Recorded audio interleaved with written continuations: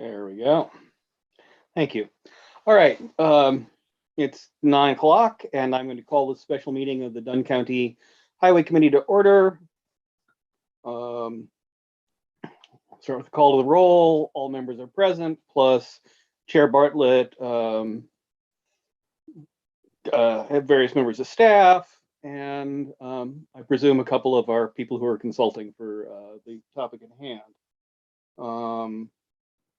I don't believe we have any public comment. Ken, did you get anything that I need to know about? Nothing came in that I saw. Great, thank you. That takes us to the meat of the meeting, which is considerations for actions to be taken by the committee, the county highway, STP rural project utility, and right-of-way acquisition, for which I will hand things off to Dustin. I appreciate that, Kelly. I just wanted to thank everybody for being able to attend this on such short notice. I know everybody's busy, and I appreciate that. I did want to introduce Megan and Kathy from Core Engineering. They are the consultant that's doing our right-of-way acquisition and actually the design for our County Road H project. And that's why we're all here today, is to discuss our County Road H project. That is our STP rural project that has DOT funding involved with it. That's just north of Elk Mound from Highway 29 to County Road M. The plan is to construct that this year. That was the plan and what was budgeted. We've come to a hurdle with one particular utility company that has kind of delayed this project. It was supposed to be let here in March and has been pushed back to May due to this utility issue. The utility in question is Lumen Technologies, or better known as CenturyLink. That's what a lot of individuals are used to, but it was purchased by Lumen Technologies, I believe a year or so ago. The issue we have is Lumen is not releasing their rights to these utility easements or of their utilities in general. If we need to purchase any right-of-ways or anything like that have utility conflicts. I've asked Megan and Kathy to kind of just give a little bit more background information on the whole process, the whole real estate issues that not only are we having, but DOT in general, and a lot of other local projects that have state funding. So like I said, I'd like to turn it over to them just to kind of give you a little bit background. They're the real estate people. I know a little bit about it, but I guess just to give a little bit of other background is we have options. We can basically sit and wait. We can delay the project, see what happens with DOT lawyers and Lumen lawyers to discuss if we want to sit and wait until this is resolved. We do have a process, the condemnation process, where we basically can start that process and push the paperwork through and get the project going. We have that option. Or we can basically sit and wait and hopefully they get things resolved shortly. Talking with DOT staff, it doesn't sound like that's going to happen. I don't want to throw anybody under the bus, but when you get lawyers involved, it takes time. So like I said, that's the issue we fall into. I personally do not want to delay this project.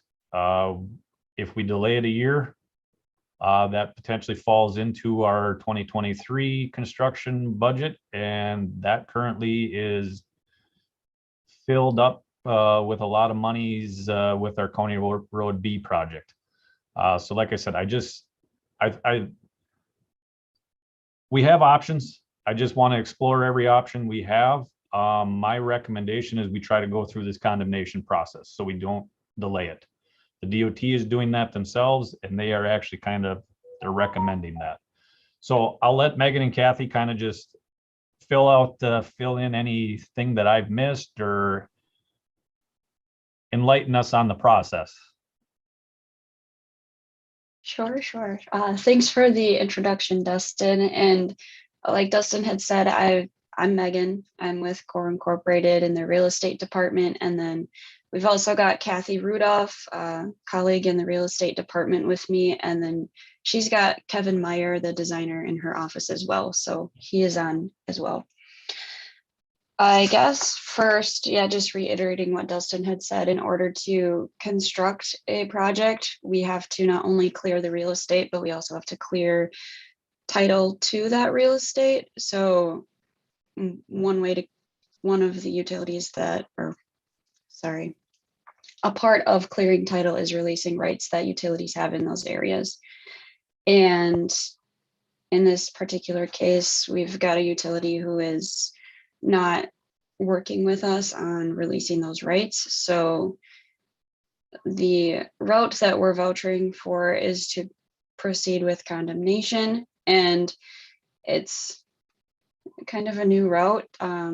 It's not done very often in utilities. So I'll walk you through kind of the process that we go through in condemnation. And if you have any questions, just feel free to speak up. So the first part of condemnation is obtaining an appraisal, and that is where we start out in this process. So we would have to obtain an appraisal, and we have an appraiser in-house who would be willing to do that for us. And then we send an offer out to the utility company.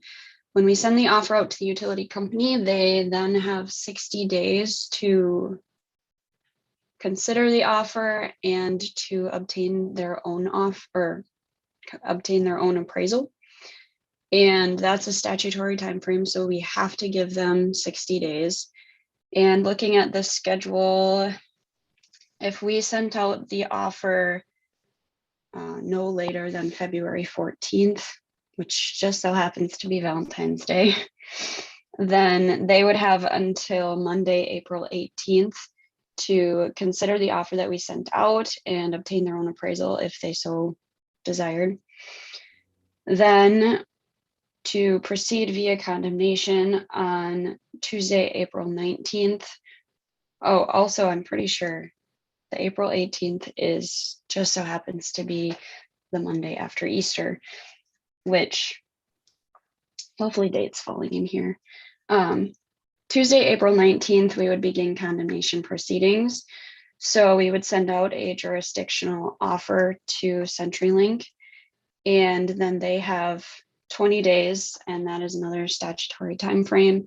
They have 20 days to consider the jurisdictional offer that we send out.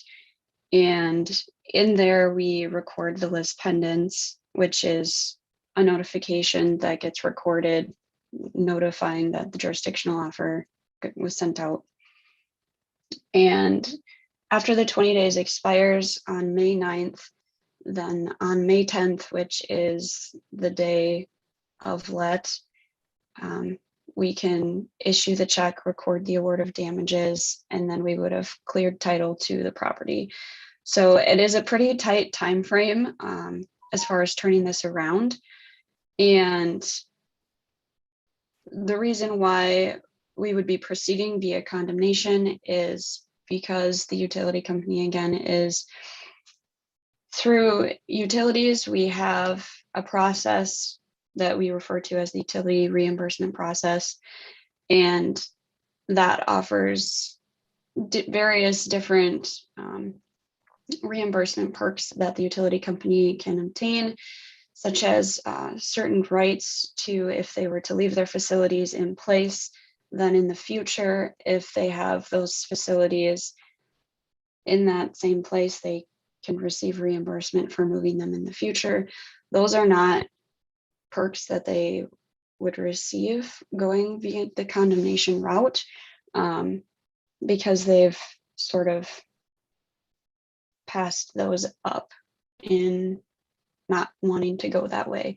So does anyone have any questions on that, or are there any pieces of the process that you would like me to discuss in more detail?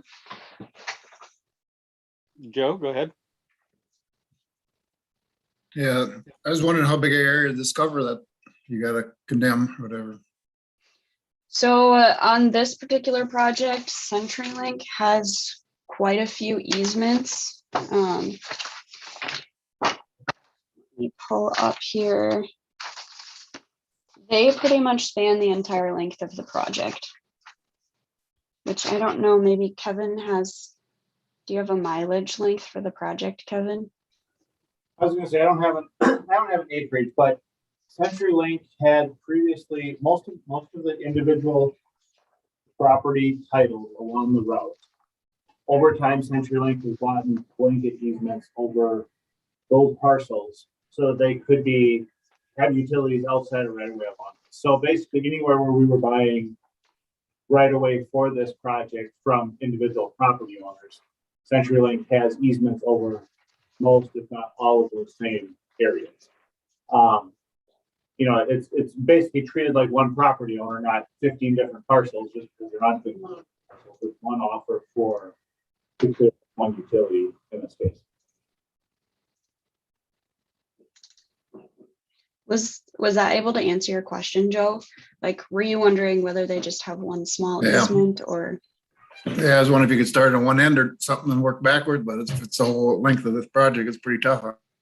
Correct. Yeah. So I mean, if they aren't working with us, then it's essentially, we can't like, oh, we'll start here, and then by the time we get to where they are, we'll have acquired it. Yeah, it's not ideal in this situation because they span almost the entire length of the project. Chuck, you have a, I got a question as to why are they fighting us on this? I'm trying to understand their point of view. Any insight into that? I guess we've been trying to understand that ourselves. I know here at CORE and other counties across the state, as well as DOT, and I think as of right now, the best that we can come up with is that recently when CenturyLink was sold and became Lumen Technologies, they shifted their relocations department from a more localized unit where you have workers who are focused solely on utilities in Wisconsin to a nationwide department. So anything that we in Wisconsin have to request for them to release or to do work on along state or county highways goes to their national department, and then it gets filtered down. And I think that when they set up that department, they weren't quite realizing everything that goes into it. So you have workers now who are reviewing stuff for multiple states. There's multiple, laws vary between all of the different states. And so I think they're just getting mixed up in different processes and thinking that things should go one way. And we've been trying to work with them and explain to them, this is our policy, this is how we have to move through this. And I just don't think it's getting through on their end. So Yeah, and the issue with that, Dustin kind of mentioned the option of just kind of waiting and let this play out. Our staff, DOT staff on other projects have been in contact with Lumen / CenturyLink all the way back into October. And it just continues to kind of be a runaround from them. Oh, next week we have this meeting, we'll talk about it. Oh, 2 weeks from now we have this meeting. And nothing has ever come out of their internal meetings, nor have they signed any of these conveyance of rights on any DOT projects, county ones, on system ones, since kind of last fall. And yes, there's a possibility that suddenly a light bulb will go off on their end and they play along. But we're at the time where just waiting jeopardizes this project to get built this year. okay, so if I'm understanding correctly, they're not actively refusing to do stuff. They're just basically it goes into the ether. They say they're going to do something, and then we don't hear anything back from them. It's similar to both of those things, I guess. They not only do they take a long time to get back, and it seems like when they do schedule meetings to discuss our documents for this project, those meetings end up getting canceled and then rescheduled, and then we just haven't been able to get anywhere. And then also, when we have sent documents out, there are 3 different types of release documents: a quit claim deed, a conveyance of rights, and a temporary construction easement. This project utilizes all 3 of those documents. And at first, they were refusing to sign quit claim deeds, and they said they would only sign conveyance of rights and temporary construction easements. And then it's just kind of shifted. We've been hearing different things. It seems like in different months, they're refusing to sign this, and then they're refusing to sign that. And then they're requesting, it seems like in certain areas of the state, they're requesting different fees for processing documents, which is not something that we can, it's not compensation that we can provide for them. So again, I think it stems from them just they don't have a good tailored team on their end that knows the Wisconsin laws relating to utilities. So Thank you. Any other questions? This is Kathy Rudolph. I just want to point out one other thing. One other reason we're recommending going through this process to acquire by condemnation to acquire these easements is because for the rest of the project, where we have temporary limited easements along the project from private property owners, our end date for construction when we compensated them is through the end of this year. So if we did delay the project till next year, then we would need to go out to those private landowners and acquire additional temporary limited easements, which would be additional cost to that to do that. So that would be another consideration, just to let you know that. Thank you. Very good to know. So I presume what we're looking for is a resolution authorizing you to go ahead and begin the condemnation process. That's what I would be requesting, yes. All right. Does anyone want to offer a motion to that effect, or do we want to have further discussion? Chuck, your hand up first. I'll offer a motion that we move forward with the resolution. All right.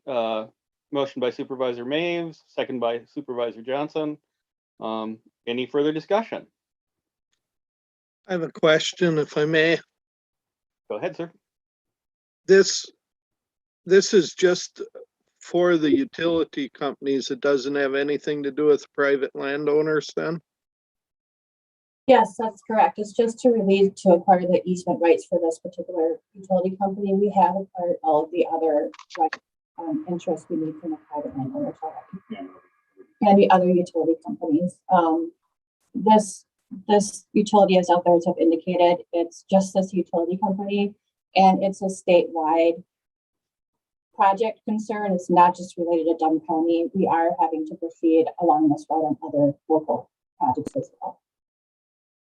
Great, thank you. Any further questions or discussion? Hearing none, all in favor? Aye. Any opposed? Motion passes. There's Kelly, your authorization. So Kelly, I just want to clarify. So we have the okay to start the condemnation process for the Lumen Technology CenturyLink properties or interests. Chuck, that was what your motion was for, yes? Yep.